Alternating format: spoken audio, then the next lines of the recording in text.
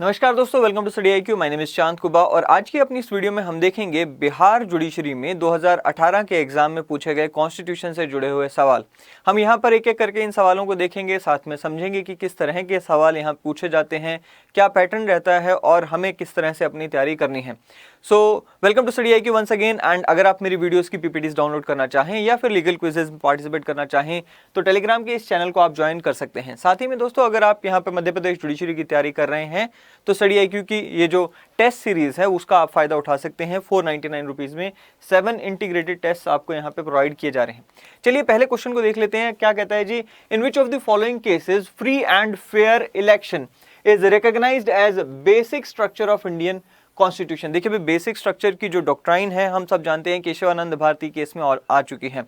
अब उसके बाद हमें यहाँ पे पूछा गया कि भाई इनमें से कौन से केसेस में ये बात कही गई कि भाई जो फ्री एंड फेयर इलेक्शन है वो बेसिक स्ट्रक्चर का पार्ट है संविधान के। सो यहाँ पर चार ऑप्शंस हैं। A Indira Gandhi versus Raj Narain, B है Golaknath versus state of Punjab, C है K Prabhakaran versus P Jayarajan and D है Minerva Mills versus union of India. अब ये चारों केसेस में से हमें देखना है कि कौन से केस में यहाँ पर इसका जो है ये रेशो दी गई। सो बेसिकली पहला ही सवाल हमें देखने को मिल रहा है कि case based question. And let me tell you, Bihar में काफ़ी सारे क्वेश्चंस ऐसे होते हैं जो कि केसेस से पूछे जाते हैं। सो इसका जो सही आंसर है वो है इंदिरा गांधी वर्सेस राज नारायण।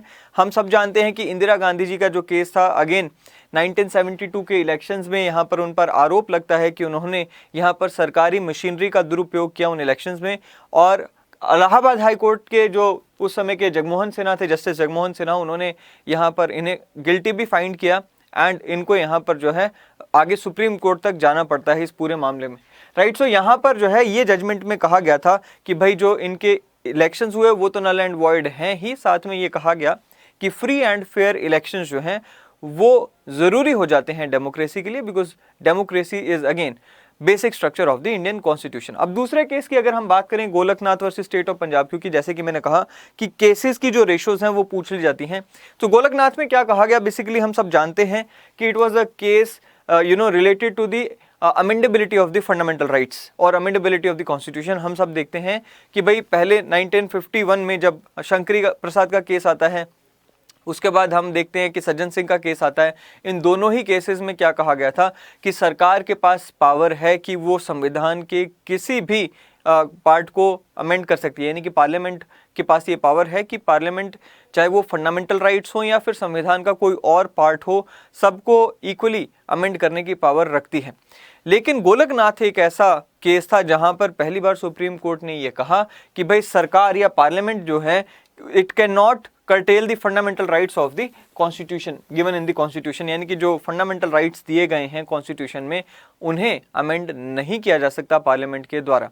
ऑलराइट, उसके बाद हमें देखने को मिलता है कि 24th अमेंडमेंट आती है। फिर इन रिएक्शन यहाँ पर हमें देखने को मिलता है कि केशवानंद भारती केस आता है। ऑलराइट, सो वो हम किसी दिन अलग से डिस्कस करेंगे।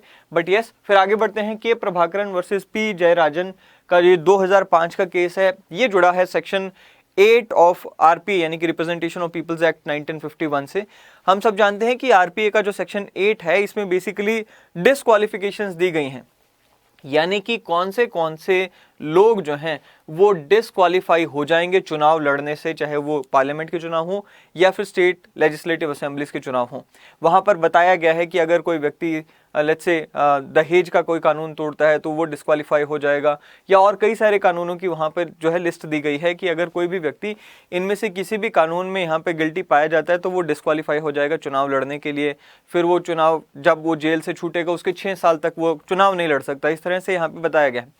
उसी सेक्शन की जो ये प्रोविजन थी, सेक्शन 8 क्लॉज 4, बेसिकली ये एक एक्सेप्शन दी गई हुई है। ये एक्सेप्शन क्या कहती थी कि जो ऑलरेडी सिटिंग एमएलएज और एमपीज हैं, अगर वो किसी क्राइम के लिए यहाँ पर कन्विक्ट होते हैं और उस कन्विक्शन के विद इन 3 मंथ्स वो यहाँ पर एक अपील फाइल कर देते हैं, तो वो यहाँ पर डिसकंटिन्यू नहीं करेंगे, यानी कि वो यहाँ पे तुरंत डिस्क्वालीफाई नहीं होंगे और उन्हें तुरंत अपनी सीट जो है वो खाली करने की जरूरत नहीं होगी। अब ये जो केस था के प्रभाकरण वर्सेस पी जयराजन का, इसमें बेसिकली कोर्ट के द्वारा ये कहा गया कि ये जो एक्सेप्शन है बेसिकली ये सही है, क्योंकि यहाँ पर हम बात कर रहे हैं एक तरफ नॉर्मल कंटेस्टेंट्स हैं जो कि चुनाव लड़ना चाहते हैं और दूसरी तरफ ऑलरेडी जीते हुए जो चुनाव जीत कर आए हुए हैं उनके लिए एक्सेप्शन दी गई है और दी जा सकती हैं, और यहाँ पर यही कहा गया था। लेकिन हमें देखने को मिलता है कि उसके बाद लिली थॉमस का केस आता है। ऑलराइट, सो लिली थॉमस के केस में बेसिकली इस पूरे प्रोविजन को यहाँ पर जो है हटा दिया गया। सो अगेन ये जो जजमेंट थी के प्रभाकरन वाली, इसे काइंड ऑफ ओवररूल कर दिया गया लिली थॉमस के केस में। फिर आता है जी मिनर्वा मिल्स का केस। अगेन मिनर्वा मिल्स तो हम सब जानते ही हैं कि पहली बात तो यहाँ पर बेसिक स्ट्रक्चर को अपहोल्ड किया जाता है, और साथ ही में यहाँ पर क्या कहा गया कि भाई that the power of the parliament to amend the constitution is limited by the constitution. Again वही बात कि जो केशवानंद भारती में भी कही गई थी कि भाई there is a basic structure, उस बेसिक स्ट्रक्चर को आप अमेंड नहीं कर सकते। उसके अलावा आप अगर यहाँ पर उन बेसिक स्ट्रक्चर को बिना छेड़े अगर आप कोई भी प्रोविजन कॉन्स्टिट्यूशन का अमेंड करना चाहते हो तो आपके पास ये पावर है, और काइंड ऑफ वही बात यहाँ पर दोहराई जाती है। चलिए आगे बढ़ते हैं नेक्स्ट क्वेश्चन की तरफ। Which one of the following cases is not related to the doctrine of severability. अब देखिए भाई अगेन यहाँ पर केस बेस्ड क्वेश्चन आ गया। सबसे पहले तो हम केसेस के नाम पढ़ लेते हैं। सिवियरेबिलिटी की जो डॉक्ट्राइन होती है उसके ऊपर भी हम चर्चा करेंगे, लेकिन उससे पहले केसेस देख लेते हैं। पहला है जी किहोतो होलोहान वर्सेस ज़ाकिलू, एंड दूसरा है जी RMDC versus union of India, and तीसरा है Minerva Mills versus union of India, and चौथा है ए.के. गोपालन वर्सेस स्टेट ऑफ मद्रास। अब यहाँ पर हमें देखने को मिलता है कि भाई इनमें से कौन सा ऐसा केस है जो कि डॉक्ट्राइन ऑफ सिवियरेबिलिटी की जिसमें बात नहीं की गई है। इसका भी राइट जो आंसर है वो तो सी है, यानी कि जो मिनर्वा मिल्स वाला केस है, जैसे कि अभी हमने देखा भी कि जो मिनर्वा मिल्स वाला केस था उसमें क्या किया था, बेसिक स्ट्रक्चर डॉक्ट्राइन की बात की गई थी। इसके अलावा जो बाकी के तीनों केसेस हैं उसमें यहाँ पर डॉक्ट्राइन ऑफ सिवियरेबिलिटी की बात की गई है। अब सबसे पहले तो हम ये जान लेते हैं कि डॉक्ट्राइन ऑफ सिवियरेबिलिटी कहती क्या है। अब इसको एक एग्जाम्पल से जानते हैं। मान लीजिए ये एक फोटो फ्रेम है। ये क्या है, फोटो फ्रेम। फोटो फ्रेम हम देखते हैं ना मार्केट में अवेलेबल होते हैं, ये फोटो फ्रेम है। अब ये जो फोटो फ्रेम है, ये फोटो फ्रेम को आप मान लीजिए कि ये हमारा है कॉन्स्टिट्यूशन। इस फोटो फ्रेम में आपने एक फोटो फिट करने की कोशिश की। अब मान लीजिए वो जो फोटो है ये फोटो फ्रेम से बाहर जा रही है, तो डॉक्ट्राइन ऑफ सिवियरेबिलिटी क्या कहती है कि भाई जितनी फोटोग्राफ इस फोटो फ्रेम से बाहर जाती है उस फोटोग्राफ को आप काट दो, और जितनी फोटोग्राफ इस फोटो फ्रेम के अंदर रहती है सिर्फ और सिर्फ उतनी ही फोटो को आपने रखना है। अब इसी एग्जाम्पल को हम कॉन्स्टिट्यूशन के ऊपर लागू करके देखें तो सिंपल सी बात यह है कि कहा गया कि भाई अगर किसी भी कानून का कोई भी प्रोविजन कॉन्स्टिट्यूशन की लिमिटेशंस या कॉन्स्टिट्यूशन के दायरे से बाहर जाता है तो उस प्रोविजन को हटा देना चाहिए। फॉर एग्जाम्पल मान लीजिए एक एक्ट है, उस एक्ट में लेट से 5 सेक्शन है, 1 2 3 4 5 5 सेक्शन है। इनमें से सेक्शन नंबर 3 जो है वो कॉन्स्टिट्यूशन के दायरे से बाहर जाता है। फॉर एग्जांपल आर्टिकल 14 कहता है कि भाई हमें इक्वालिटी मेंटेन करनी है, यहीं पर सेक्शन 3 इस एक्ट का कहता है कि हम यहाँ पर लड़कियों को अलग से सजा देंगे या लड़कों को अलग से, या यूं कहें कि एक रिलीजन के लोगों को अलग से सजा देंगे, सेम क्राइम की दूसरे रिलीजन के लोगों को अलग सजा देंगे। तो यहाँ पर क्या होगा, ये जो सेक्शन होगा ये आर्टिकल 14 के अगेंस्ट चला गया। तो ऐसे में डॉक्ट्राइन ऑफ सिवियरेबिलिटी कहती है कि भाई इस सेक्शन को जो है हटा देना चाहिए इस कानून में से। ऑलराइट, सो अब ये मिनर्वा मिल में डॉक्ट्राइन ऑफ सिवियरेबिलिटी की कोई बात नहीं की गई, लेकिन हाँ किहोतो होलोहान में यहाँ पर पैराग्राफ 10 था शेड्यूल 10 का, सॉरी पैराग्राफ 7 था शेड्यूल 10 का, उसे हटाया गया, उसे अनकॉन्स्टिट्यूशनल यहाँ पे डिक्लेयर किया गया। बेसिकली ये जो पैराग्राफ 7 था शेड्यूल 10 में ये बात करता है कि अगर एक स्पीकर का डिसीजन हो गया on the let's say disqualification on the grounds of defection, क्या उसे चैलेंज किया जा सकता है कोर्ट में या नहीं। ऑलराइट, सो वहां पर कहा गया था कि भाई चैलेंज नहीं किया जा सकता। सो जुडिशरी के परव्यू से बाहर रखा गया था, अब इसे हटाया गया। राइट, सो इसके बाद हमें देखने को मिलता है कि ए.के. गोपालन के केस में क्या हुआ। Again A K. गोपालन के केस में यहाँ पर जो court found section 14 of preventive detention law to be violative of article 14 of the constitution, इसलिए उसे यहाँ पर हटाया गया। उसके बाद RMDC versus union of India में भी इसी से जुड़ा हुआ पूरा मामला था। यहाँ पर बात की जाती है कोई पर्टिकुलर केस की, पर्टिकुलर लॉ की। ऑलराइट, वहाँ पर भी ये कहा गया that the court with respect to doctrine of severability that a statute which is void in part will be treated as void in overall or whether the valid part is capable of enforcement। यानी कि यहाँ पर ये कहा गया कि जब कोई कानून यहाँ पर उसमें कोई पार्ट जो है मान लीजिए वो गड़बड़ हो जाता है या वो कॉन्स्टिट्यूशन के दायरे से बाहर चला जाता है। मान लीजिए हमारे इसी एग्जाम्पल में देखते हैं, मान लो कि ये वाला जो सेक्शन है ये कॉन्स्टिट्यूशन के दायरे से बाहर चला गया। हमने क्या कहा कि भाई सेक्शन 14 से ये जो पार्ट है, ये जो सेक्शन है आर्टिकल 14 से ये दूर जाता है, या आर्टिकल 14 के अपोजिट बात करता है। ऐसे में ये जो केस में बात की गई, ये जो हमारा थर्ड केस था, कौन सा केस था जी, RMDC वाला, इसमें ये बात पर चर्चा की गई कि क्या सिर्फ इस पर्टिकुलर सेक्शन को ही हटाया जाए कॉन्स्टिट्यूशन इस एक्ट से, या फिर पूरे के पूरे एक्ट को ही हमें यहां से हटाना है। उसमें यह तय किया गया कि मान लीजिए ये पर्टिकुलर सेक्शन जो कि संविधान के दायरे से बाहर जाता है, अगर ये सेक्शन हटाने से पूरे के पूरे एक्ट पे ज्यादा असर नहीं पड़ता तो सिर्फ उस सेक्शन को हटाना है। अगर मान लीजिए एक पर्टिकुलर सेक्शन को हटाते ही पूरा का पूरा जो एक्ट है वो अपने आप में ही यहाँ पर यूजलेस हो जाता है या वो इनइफेक्टिव हो जाता है, तो पूरे के पूरे एक्ट को ही हमें हटा देना चाहिए। चलिए आगे बढ़ते हैं। Third question is the parliament has the power to legislate with respect to a matter in state list provided it is in the A public interest, B national interest, C central interest and D regional interest. अब ये जो question है दोस्तों, ये एक ऐसा question है जो कि प्योरली अगर आपने आर्टिकल पढ़ा हुआ है कॉन्स्टिट्यूशन का तो आपको आता होगा, नहीं तो ये आपका क्वेश्चन जो है कंफ्यूजन वाला है। यहाँ पे आप दो चीज़ों के बीच में तुक्का मार सकते हो at the max. Alright, so basically यहाँ पर हिट एंड ट्रायल वाला हो जाएगा, क्योंकि पब्लिक इंटरेस्ट भी आपको सही लग सकता है, नेशनल इंटरेस्ट भी आपको सही लग सकता है, बट इसका जो राइट आंसर है वो बी यानी कि नेशनल इंटरेस्ट, ये राइट आंसर है। और ये दिया गया है आर्टिकल 249 में। आर्टिकल 249 बेसिकली कहता है कि भाई जो स्टेट लिस्ट के सब्जेक्ट्स होते हैं, देखिए हम सब जानते हैं कि शेड्यूल 7 में 3 तरह की लिस्ट दी गई हैं। कौन सी? Again concurrent list, state list and तीसरी कौन सी है भाई, सेंट्रल लिस्ट यानी कि यूनियन लिस्ट। अब हम सब जानते हैं कि जो यूनियन लिस्ट के सब्जेक्ट्स होते हैं उस पर सिर्फ पार्लियामेंट जो है कानून बनाने की पावर रखती है, और जो स्टेट लिस्ट के सब्जेक्ट्स होते हैं उस पर सिर्फ स्टेट लेजिस्लेटिव असेंबलीज जो है वो कानून बनाने की पावर रखती हैं। कंकरेंट लिस्ट पे दोनों ही पावर रखते हैं कानून बनाने की, यानी कि पार्लियामेंट भी और स्टेट लेजिस्लेटिव असेंबली के पास भी ये पावर है कि वो कंकरेंट लिस्ट पे जो सब्जेक्ट्स हैं उन पर कानून बना सकते हैं।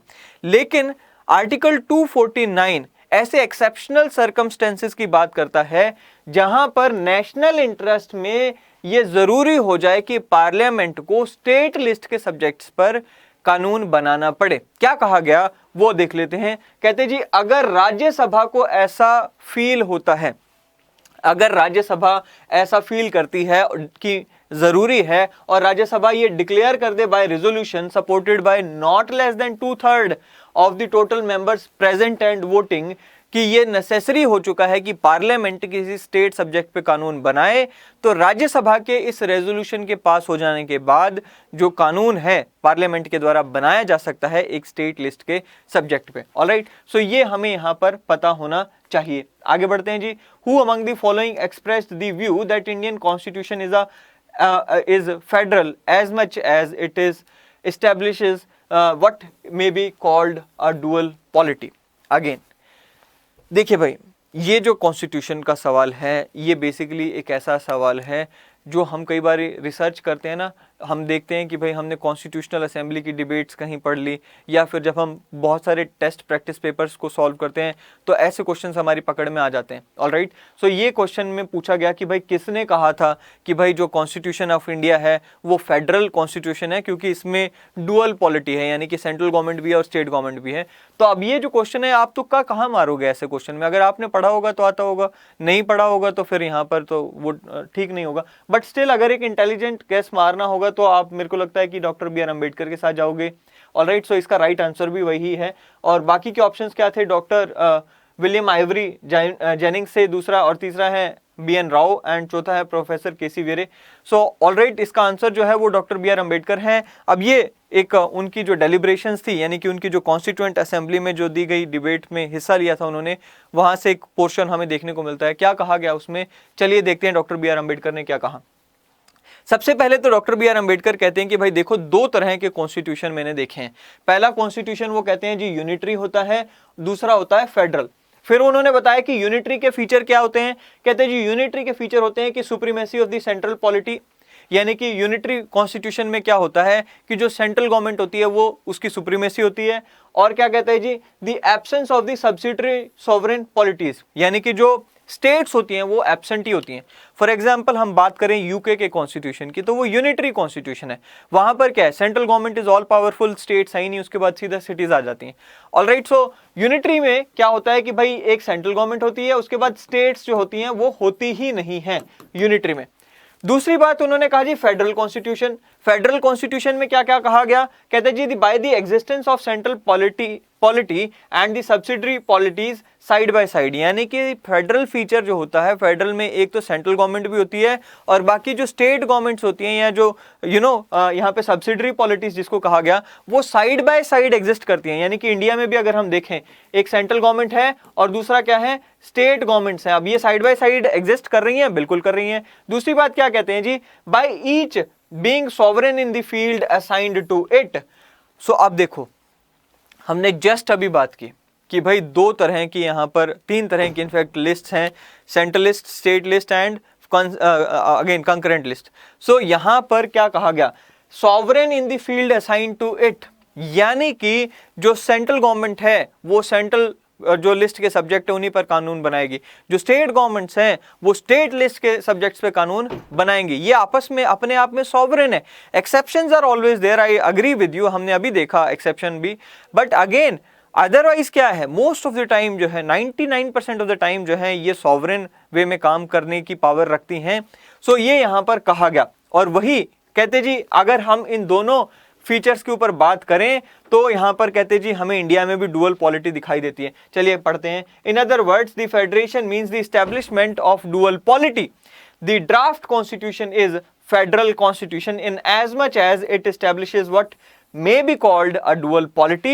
This dual polity comes under this dual polity under the proposed constitution will consist of the union at the center and the state at the periphery, each endowed with sovereign powers to be exercised in the field assigned to them respectively.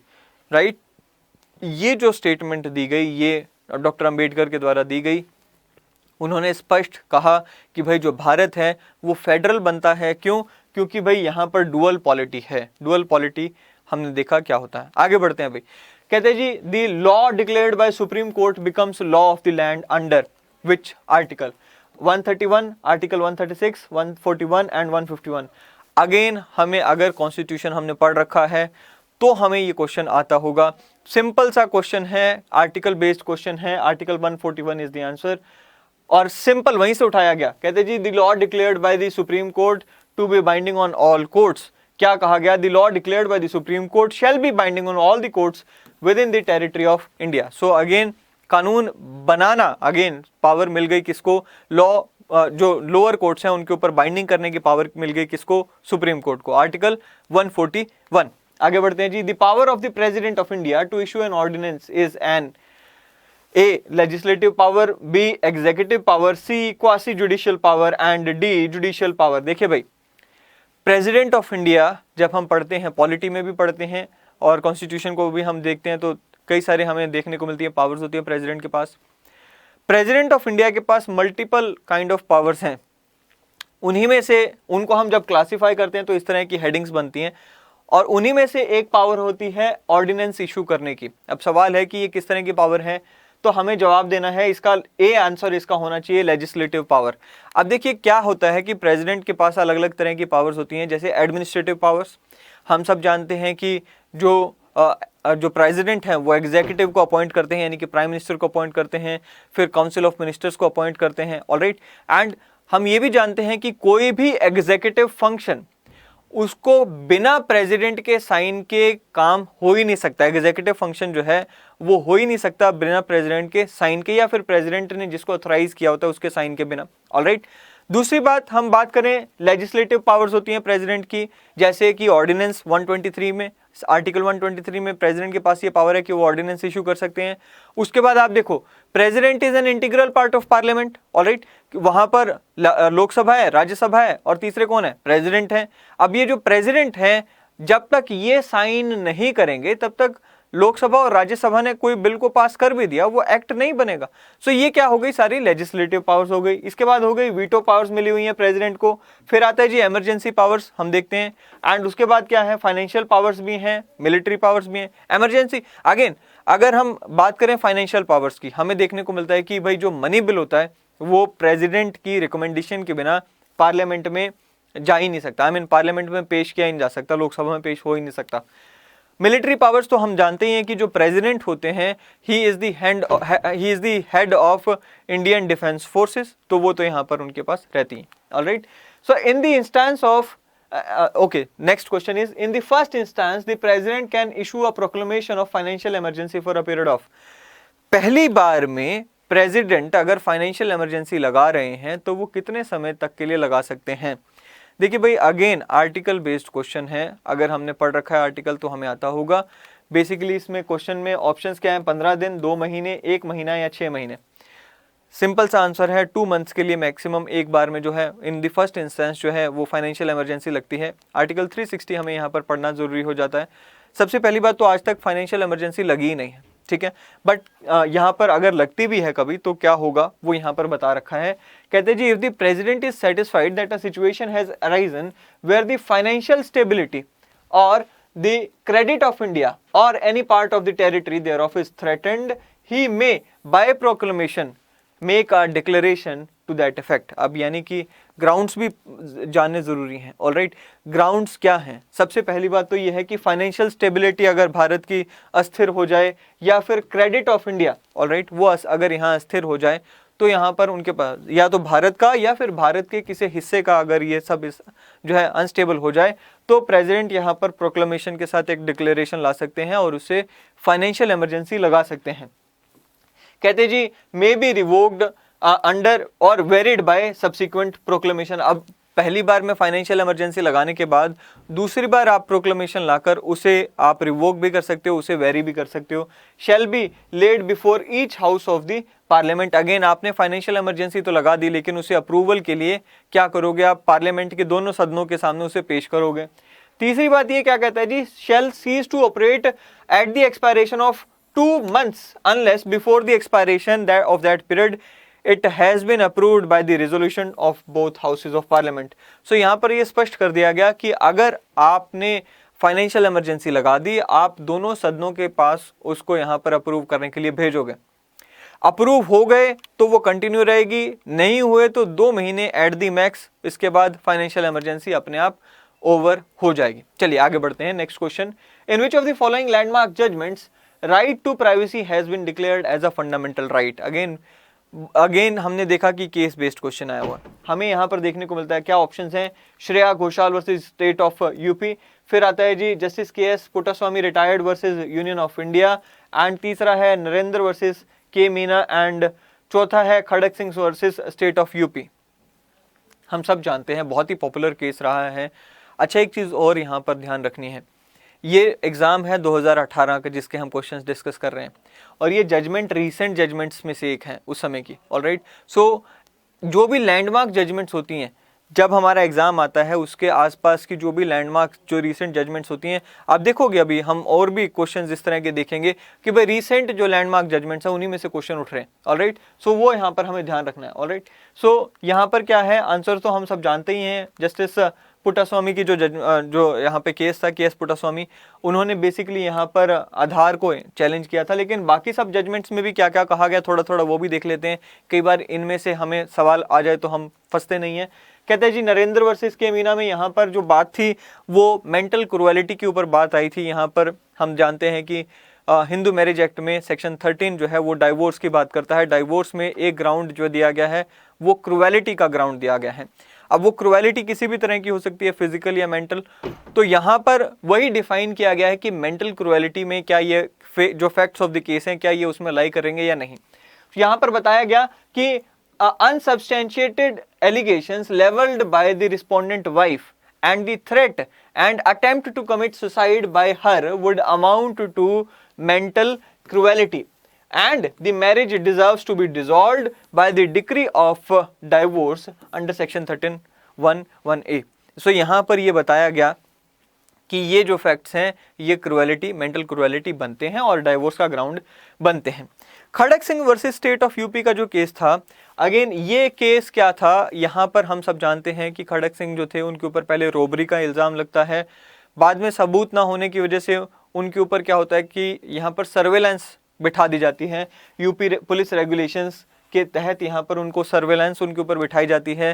तो उनको यहाँ पर क्या हमें देखने को मिलता है कि डोमिसिलरी विजिट्स और उनके ऊपर ट्रैकिंग की जाती है। इससे परेशान होकर वो सुप्रीम कोर्ट में जाते हैं। सुप्रीम कोर्ट में जब जाते हैं तो वो कहते हैं जी मेरा राइट आर्टिकल 19 में right to freedom of movement यहाँ पर जो है वो मेरा जा रहा है और आर्टिकल 21 में right to life and liberty वो जो है वो जा रहा है सरकार की इस कार्रवाई के कारण। सरकार यहाँ पर जो है जो कोर्ट हैं वो यहाँ पर डोमिसिलरी विजिट्स को यहाँ पर गैर कानूनी ठहरा देते हैं, गलत ठहरा देते हैं और यहाँ पर कहते हैं कि भाई जो आर्टिकल 21 में right to life and liberty है वो इससे इफेक्ट हो रहा है। But at the same time जो यहाँ पर खड़क सिंह की कंटेंशन थी कि भाई क्योंकि पुलिस कभी भी मेरे घर आ जाती है इसलिए मेरे को जो यहाँ पे राइट टू प्राइवेसी मिला हुआ है वो भी मेरा हनन हो रहा है और वो मेरा एक फंडामेंटल राइट है। सुप्रीम कोर्ट ने इसमें कहा था कि भाई राइट टू प्राइवेसी आपका फंडामेंटल राइट है ही नहीं। सो ये एक ऐसी जजमेंट थी जहां पर एक्चुअल में राइट टू प्राइवेसी को as a fundamental right deny किया गया था, यानी कि वो उसको कहा गया था कि वो है ही नहीं खड़क सिंह में। लेकिन जब हम बात करते हैं जस्टिस के एस पुट्टास्वामी की, इस केस में अगेन आधार कार्ड को उसमें चैलेंज किया गया था और उस केस में सुप्रीम कोर्ट ने ये कहा था, ये अगेन जजमेंट दी थी कि जो राइट टू प्राइवेसी है ये हमारा एक फंडामेंटल राइट है। खास करके आर्टिकल 21 के परव्यू में तो आता ही है, साथ ही में आर्टिकल 14 एंड आर्टिकल 19 के परव्यू में भी ये आ जाता है और इसी को बाद में जो 2021 का जो केस था विनीत कुमार का केस उसमें भी अपहोल्ड किया जाता है। ऑलराइट, सो नेक्स्ट क्वेश्चन की तरफ बढ़ते हैं। In which of the following judgement of the Supreme Court triple talaq was declared unconstitutional. Again जैसा कि मैंने कहा कि भाई बहुत इंपॉर्टेंट जजमेंट्स जो होती हैं वो 1 साल पुरानी हो या 2 साल पुरानी हो उससे सवाल उठा लिए जाते हैं। अब ये 2018 के एग्जाम से 1-2 साल पुराने केसेस हैं। दोनों ही यहाँ पर जो केसेस में बात हुई थी कि जो ट्रिपल तलाक है वो यहाँ पर अनकॉन्स्टिट्यूशनल है। सो इसका जो आंसर होना चाहिए वो सी होना चाहिए क्योंकि दोनों ही केसेस में इस चीज़ को डिक्लेयर किया गया था। अब कॉन्स्टिट्यूशनल बेंच ने यहाँ पर डिक्लेयर कर दिया कि ट्रिपल तलाक जो है वो अनकॉन्स्टिट्यूशनल है। एंड ट्रिपल तलाक क्या है, बेसिकली तलाक बिदत जो है उसी को यहाँ पर कहा गया कि वो ट्रिपल तलाक है। और उसके बाद हमें देखने को भी मिलता है कि भाई कानून भी आया, Muslim women protection of right of marriage act 2019 और उसमें भी यहाँ पर जो है पार्लियामेंट ने ट्रिपल तलाक को डिसअप्रूव कर दिया। चलिए आगे बढ़ते हैं। Next question is which of the following does not find place in the preamble of the constitution. Again आप देखो पैटर्न बनता है, पैटर्न क्या बन रहा है, या तो सीधे डायरेक्ट सवाल पूछ रहे हैं ऑलराइट, या फिर यहाँ पर केस लॉ से सवाल उठ रहे हैं। तो ये 2 प्रोमिनेंट पैटर्न हैं इस बिहार के। सो यहाँ पर क्या हो गया, आपसे पूछा गया कि इनमें से कौन सी बात प्रीएम्बल में लिखी नहीं गई है। So first is liberty of thought and expression, second is economic justice for all, third is education for everyone and fourth is dignity of individual. So हम सब जानते हैं कि इसका जो राइट आंसर है वो है एजुकेशन फॉर ऑल। ये एक ऐसी चीज है कि एजुकेशन फॉर एवरीवन प्रीएम्बल में तो एटलीस्ट नहीं लिखा गया है। एंड अगेन संविधान के कोई भी ऐसा प्रोविजन नहीं है जहां पर कंपल्सरीली यहाँ पर कह दिया कि सबको हर एज के व्यक्ति को यहाँ पे एजुकेशन मिलेगी, नहीं, ऐसा कहीं नहीं कहा गया। हम देखते हैं कि आर्टिकल 21A में भी 6 से लेकर जो 14 साल तक के बच्चे हैं उनके लिए यहाँ पर कंपल्सरी एजुकेशन का प्रावधान किया गया है। सो बेसिकली हम प्रीएम्बल भी पढ़ लें तो अगर हम देखें, अगर हमने अच्छे से पढ़ रखा है तो यहाँ पर हम जान जाएंगे कि यार ये जो कौन सा इसमें से सही ऑप्शन है, कौन सा गलत है। आगे बढ़ते हैं सर। प्रोफेसर केसी वीरे के ऊपर सवाल आ गया, again a very different question जो कि पैटर्न से हटके है। और क्या कहता है जी, K C Wheare said that constitution of India is A weak federation, B non federal, C strong federation and D quasi federal. अब हमें ये जानना जरूरी है कि अलग अलग थिंकर्स ने हमारे कॉन्स्टिट्यूशन पर क्या कमेंट्स किए हैं। सो यहाँ पर जो इसका आंसर होना चाहिए वो तो बेसिकली आपने भी गैस कर लिया होगा कि डी इसका आंसर है। चलिए अब फेडरलिज्म के कुछ फीचर्स पे नज़र डाल लेते हैं, अगर आ ही गया है ये टॉपिक तो इसको भी देख लेते हैं थोड़ा सा। देखिए भाई, सबसे पहली बात तो ये कि अमेरिकन फेडरेशन को यहाँ पर इन प्रोफेसर के द्वारा जो है वो ट्रू फेडरेशन का एक मॉडल माना गया है। सो बेसिकली अगर किसी को बेंचमार्क माना इन्होंने फेडरेशन का, तो वो अमेरिकन कॉन्स्टिट्यूशन को मान लिया, अमेरिकन मॉडल को मान लिया। और उसके हिसाब से इन्होंने क्या डिफाइन किया कि भाई देखो, फेडरेशन के 6 फीचर्स होते हैं। कौन से 6 फीचर्स हैं? पहली बात तो ये कि division of power between centre and state. क्या भारत में ये फीचर है? बिल्कुल है। दूसरा फीचर क्या है? Supremacy of the constitution. Yes, India में ये भी है, यानी कि सुप्रीम कौन है भारत में? कॉन्स्टिट्यूशन है। कोई भी चीज कॉन्स्टिट्यूशन से बाहर जाएगी, कॉन्स्टिट्यूशन के दायरे से बाहर जाएगी, तो हमने अभी डॉक्ट्राइन ऑफ सेवरेबिलिटी की बात की, वो आ जाएगी। तीसरा, भारत में रिटन कॉन्स्टिट्यूशन है क्या? बिल्कुल है। अब रिटन कॉन्स्टिट्यूशन का क्या मतलब होता है? क्या भारत के बाकी जो देश, जो भारत के आसपास के जो देश है, उनमें क्या रिटन कॉन्स्टिट्यूशन नहीं है? अब यूके को कहते हैं जी वहां पे अनरिटन कॉन्स्टिट्यूशन है। क्या मतलब है? अगेन कई सारे स्टूडेंट्स को इसी में कंफ्यूजन रहती है। रिटन कॉन्स्टिट्यूशन का मतलब होता है कि एक बुक की फॉर्म में कंपाइल्ड कॉन्स्टिट्यूशन का होना। अनरिटन कॉन्स्टिट्यूशन का मतलब है कि वहां पर अलग अलग कानून हैं, रिटन कानून, ऑब्वियसली रिटन कानून है, वो सभी मिलकर देश को चला रहे हैं। यहां पर कोई एक ऐसा कानून नहीं होता जिसको हमने कह दिया कि यही सुप्रीम है। अनरिटन की बात कर रहा हूं मैं। वहां पर कोई एक ऐसा कोई कॉन्स्टिट्यूशन या कोई डॉक्यूमेंट नहीं होती जिसको हम कह देते हैं कि केवल यही हमारा संविधान है, ऐसा नहीं होता। लेकिन जहां रिटन कॉन्स्टिट्यूशन आ जाए, वहां पर जो है हम, जैसे हमारे इंडिया में है रिटन कॉन्स्टिट्यूशन है, एक किताब है कॉन्स्टिट्यूशन की, उसको कह देते हैं जी ये सुप्रीम है, इसके बाहर कोई भी जो है सुप्रीम नहीं है, जो भी कानून इसके दायरे से बाहर जाएगा उसे हम हटा देंगे। सो इंडिया का रिटन कॉन्स्टिट्यूशन है क्या? बिल्कुल है। तीसरा एंड नेक्स्ट क्या है? Rigid constitution. अगेन हमारा जो कॉन्स्टिट्यूशन है इसे मिक्स्ड कॉन्स्टिट्यूशन बोलोगे, क्योंकि इसमें रिजिड प्रोविजंस भी हैं और फ्लेक्सिबल प्रोविजंस भी हैं। रिजिड प्रोविजंस मतलब क्या? जहां पर आपको स्पेशल मेजोरिटी चाहिए होती है अपने कॉन्स्टिट्यूशन को अमेंड करने के लिए। सो इंडिया के जो कॉन्स्टिट्यूशन की अगर हम बात करें तो कई सारे ऐसे प्रोविजंस हैं, खास करके जो सेंटर स्टेट के रिलेशंस से डील करते हुए प्रोविजंस हैं, वो रिजिड प्रोविजंस बन जाते हैं। सो वो भी इंडिया में आ गया। इंडिपेंडेंट जुडिशरी डेफिनेटली है। अगेन हम आर्टिकल 50 में भी कहते हैं कि भाई judiciary should be separated from executive. So ये इंडिपेंडेंट जुडिशरी। अगर हम बात करें हमारे पॉलिटी के मॉडल की, तो हम देखते हैं कि लेजिस्लेचर का हिस्सा है एग्जीक्यूटिव, लेकिन जुडिशरी जो है वो कंप्लीटली इंडिपेंडेंट है। फिर आ गया जी bicameral legislature. Bicameral legislature का मतलब क्या है? कि सेंट्रल लेवल पर 2 सदनों का होना। हम देखते हैं कि हमारी पार्लियामेंट में क्या है, एक तो राज्यसभा है और दूसरा क्या है, लोकसभा है। अब लोकसभा के जो लोग होते हैं, जो members of parliament in Lok Sabha होते हैं, वो उन लोगों के इंटरेस्ट को रिप्रेजेंट करते हैं जिस कॉन्स्टिट्यूएंसी से वो चुनकर आते हैं। लेकिन राज्यसभा के जो मेंबर्स होते हैं वो उस स्टेट के इंटरेस्ट को यहां पे रिप्रेजेंट करते हैं सेंट्रल लेवल पर, जिस स्टेट से वो चुनकर आ रहे हैं। फॉर एग्जाम्पल, राज्यसभा के जो मेंबर्स होंगे जो हरियाणा से आ रहे होंगे, वो हरियाणा के इंटरेस्ट को, एज अ स्टेट हरियाणा के इंटरेस्ट को पार्लियामेंट में रिप्रेजेंट करेंगे। सो ये 6 फीचर्स बताए गए जो कि जरूरी हैं एक फेडरल मॉडल के लिए। भारत में भी ये 6 के 6 फीचर्स हैं, लेकिन इन 6 फीचर्स के अलावा कुछ ऐसे फीचर्स हैं जो कि भारत के संविधान को यूनिटरी मॉडल की तरफ लेकर जाते हैं। कौन से फीचर्स हैं? जैसे सिंगल कॉन्स्टिट्यूशन का होना। अमेरिका में क्या है कि डबल कॉन्स्टिट्यूशन होता है, डुअल कॉन्स्टिट्यूशन हमें देखने को मिलता है। एक सेंट्रल गवर्नमेंट का कॉन्स्टिट्यूशन अलग, स्टेट गवर्नमेंट का कॉन्स्टिट्यूशन अलग, लेकिन भारत में एक ही कॉन्स्टिट्यूशन है। अमेरिका में क्या है कि डुअल सिटीजनशिप होती है। आप वहां पर आप क्या बोलते हैं, सेंट्रल के सिटीजनशिप अलग है, यानी कि पूरे अमेरिका की सिटीजनशिप तो है ही, साथ ही में आपको स्टेट की सिटीजनशिप भी मिलती है जिसमें आप रहते हो। लेकिन इंडिया में क्या है, सिर्फ एक ही सिटीजनशिप है। सो क्या हो गया, हम एक सेंट्रलाइजिंग टेंडेंसी की तरफ भी बढ़ते हैं। सो इस वजह से कई सारे जो स्कॉलर्स हैं उन्होंने भारत का जो कॉन्स्टिट्यूशन है उसे अमेरिका की तरह एक federal constitution, true federal constitution मानने से तो मना कर दिया। अगेन हमने भी अपने कॉन्स्टिट्यूशन में कहीं नहीं लिखा कि हम ट्रू फेडरेशन है, हमने कहा जी हम यूनिटरी हैं, सॉरी हम यूनियन ऑफ स्टेट्स हैं। ऑलराइट, सो यहां पर क्या क्या इन प्रोफेसर्स ने या इन जो बुद्धिजीवी हैं इन्होंने क्या क्या बातें कही, थोड़ा थोड़ा हमें पता होना चाहिए। जैसे प्रोफेसर केसी वीरे ने कह दिया जी हम क्वासी फेडरल हैं। मॉरिस जॉन्स ने क्या कह दिया, हम बार्गेनिंग फेडरलिज्म है। ग्रैनविल ऑस्टिन ने क्या कहा, हम कोऑपरेटिव फेडरलिज्म है। आइवरी जेनिंग्स ने क्या कहा, federation with centralising tendencies. And इसके बाद प्रोफेसर अलेक्जेंड्रोविच आते हैं जिन्होंने क्या कहा, हम सुई जेनरिस हैं, हमारा जो फेडरेशन का मॉडल है, फेडरेशन का जो मॉडल है वो कहते हैं जी सुई जेनरिस है, यानी कि ये अपने आप में क्या बोलते हैं, अपने आप में एक नया मॉडल है, अपने आप में एक डिफरेंट मॉडल है, आप इसे कंपेयर नहीं कर सकते किसी और फेडरल मॉडल के साथ। So sui generis, new in itself. Okay, so ये प्रोफेसर अलेक्जेंड्रोविच ने ये बात कही। चलिए आगे बढ़ते हैं।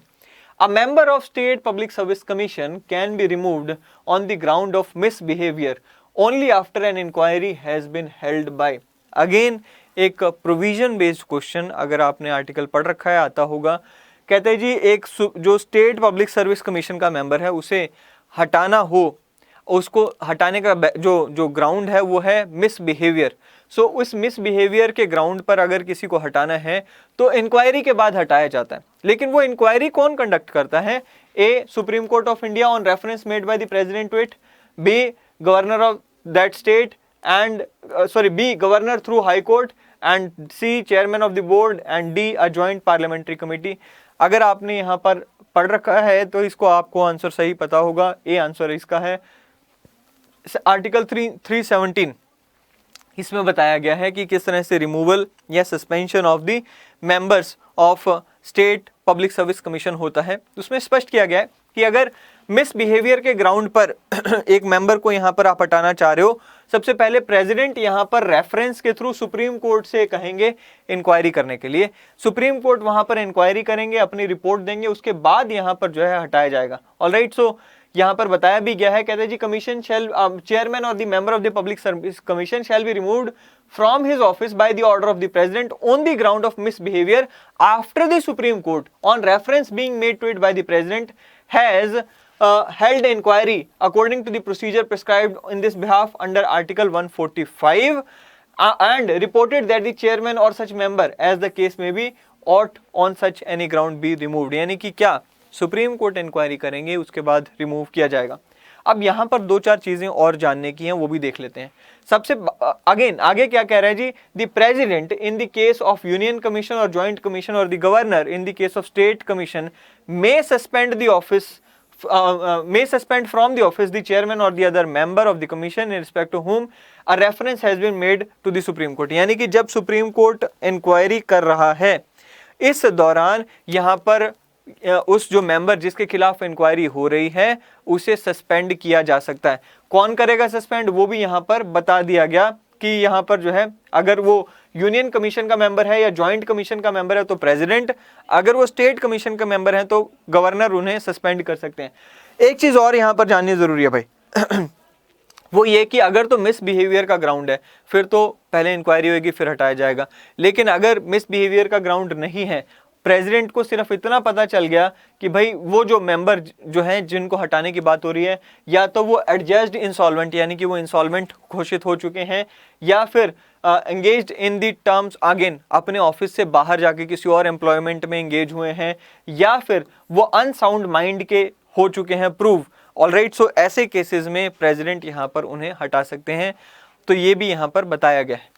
यहाँ पर इंक्वायरी की अलग से कोई रिक्वायरमेंट नहीं दी गई। आगे बढ़ते हैं जी। Which one of the following is not correct, ये क्वेश्चन है कि इसमें से कौन से करेक्ट नहीं है। A, natural justice implicit in article 21। B, right to privacy is a fundamental right. C, right to go abroad is not a fundamental right. And D, right to life includes right to health. Again एक ऐसा question जो कि case law से उठा हुआ question है। आपको यहाँ पर केस पता होगा तो क्वेश्चन आपको आता ही होगा, और वैसे भी बड़ा जनरल सा क्वेश्चन है, कोई ऐसा बहुत बड़ा क्वेश्चन नहीं है। इसका जो राइट आंसर है वो ये है, right to go abroad is not a fundamental right. ये स्टेटमेंट गलत है। बेसिकली यहाँ पर मेनका गांधी का जो केस हुआ था उसमें ये स्पष्ट किया गया था कि right to go abroad is a fundamental right. And सिर्फ मेनका गांधी नहीं, उसके बाद भी हम देखते हैं कि कई सारी जजमेंट्स आ चुकी हैं जिसमें ये बात को क्लैरिफाई किया जा चुका है सुप्रीम कोर्ट के द्वारा। हम देखते हैं कि भाई दो तरह के हमारे पास राइट्स हैं। एक तो आर्टिकल 19 में राइट्स हैं कि भारत में किसी भी कोने में आप जा सकते हो, except there are some exceptions of course. हम जानते हैं कि कोई ट्राइबल एरिया या सेंसिटिव एरिया में वहाँ पर हमें जाने से रोक लगाई जा सकती है।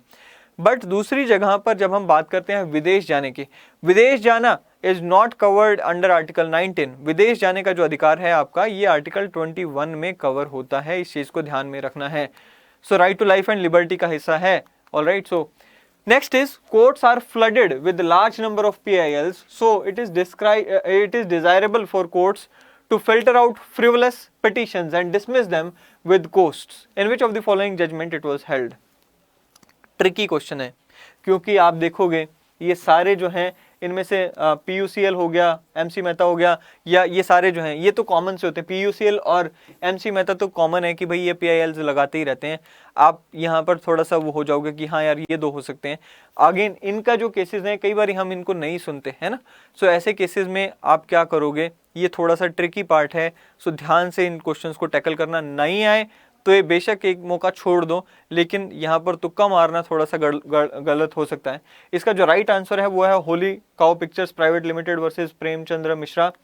इसमें बेसिकली कुछ बातें, कुछ ऑब्जर्वेशन सुप्रीम कोर्ट ने यहाँ पर दी। क्या क्या बातें हैं? अगेन जो एक रिपीटेड जो कंसर्न जुड़ा हुआ है PIL से, यानी कि पब्लिक इंटरेस्ट लिटिगेशन से जो रिपीटेड जुड़ा हुआ कंसर्न है, वही यहाँ पर दोबारा हाईलाइट होता है कि भाई पहली बात तो कहते हैं जी, when there is a material to show that a particular petition styled as a public interest litigation is nothing but a camouflage to foster personal disputes, this said petition is to be thrown out. यानी कि जब दिख रहा है prima facie कि ये जो petition आई है जिसको PIL का नाम तो दिया गया है लेकिन ये पर्सनल इंटरेस्ट के लिए लाई गई है, इसे फेंक देना चाहिए। फिर कहते हैं जी PIL which has now come to occupy important field in the arbitration of law should not be publicity interest litigation, private interest litigation और politics interest litigation, या फिर लेटेस्ट ट्रेंड जो है वो पैसा इनकम लिटिगेशन। देखिए भाई सुप्रीम कोर्ट को भी पता है कि ये जो PILs दायर होती हैं ये हमेशा ही पब्लिक इंटरेस्ट में नहीं होती हैं। कई बार हमें देखने को मिलता है कि या तो पब्लिसिटी के लिए होती हैं, प्राइवेट इंटरेस्ट के लिए होती हैं, या फिर पैसा कमाने का भी एक जरिया ये बन चुकी हैं। ऐसे में सुप्रीम कोर्ट ने ये जो एक इंस्ट्रूमेंट लाया गया था दुनिया की या हमारे देश के लोगों की भलाई के लिए, पिछड़े वर्गों की भलाई के लिए, अब इस इंस्ट्रूमेंट का मिसयूज रोकने के लिए भी सुप्रीम कोर्ट यहां पर सख्त हो चुका है। आगे बढ़ते हैं आखिरी क्वेश्चन पे। Right to freedom of religion can not be restricted on the ground of A morality, B health, C security of the state and D public order. Again article पढ़ रखा है कर लोगे, नहीं पढ़ रखा तो यहाँ पर कंफ्यूजन हो सकती है। सिंपल सा क्वेश्चन है, आर्टिकल 25 से उठा हुआ क्वेश्चन है। सो C जो है इसका सही उत्तर है। अगेन आर्टिकल 25 में क्या क्या ग्राउंड्स दिए हुए हैं जहाँ पर आपका right to practice religion restrict किया जा सकता है, वो क्लॉज 1 में ही दिया गया। पहले ही बोलता है कि subject to public order, morality, health and to other provisions of this part, यानी कि fundamental rights. Other provisions of this part मतलब पार्ट 3 ऑफ द कॉन्स्टिट्यूशन, यानी कि फंडामेंटल राइट्स। सो 4 ग्राउंड है जिसके बेसिस पर आपका जो राइट टू रिलीजन है उसे रिस्ट्रिक्ट किया जा सकता है। कौन से? Public order, morality, health and other provisions of fundamental rights. क्या कहता है जी? All the person are equally entitled to freedom of conscience and the right to profess, practice and propagate religion. So again बहुत ही interesting article है article 25। हम इसको किसी दिन डिटेल में यहाँ पर डिस्कस करना चाहेंगे अलग से एक वीडियो के साथ। सो ये हमने देखा कि कुछ 15 क्वेश्चंस जो हमने ऑलरेडी बिहार के 2018 के क्वेश्चन आ चुके हैं। हमारा जो मुख्य उद्देश्य था वो सिर्फ क्वेश्चंस देखना है या वो नहीं था, इसमें हम ये भी समझना चाहते हैं कि किस तरह के क्वेश्चंस पूछे जा रहे हैं ताकि मेरी जो तैयारी हो वो उसी तरह की हो। ऑलराइट, सो ये एक और ख़ास बात ये कि बिहार में काफ़ी अच्छे लेवल के क्वेश्चंस पूछे जाते हैं और जो अब पैटर्न बनता जा रहा है बाकी सभी स्टेट्स का, वो भी इसी तरह का पैटर्न हमें देखने को मिल रहा है जहाँ पर अप्लाइड क्वेश्चंस जो हैं वो ज़्यादा पूछने की कोशिश की जा रही है। सो आई होप कि आपकी तैयारी अच्छी चल रही होगी एंड आपको ये वीडियो पसंद आएगा। अगली वीडियो में फिर एक बार मिलेंगे and till then thank you and have a great day ahead.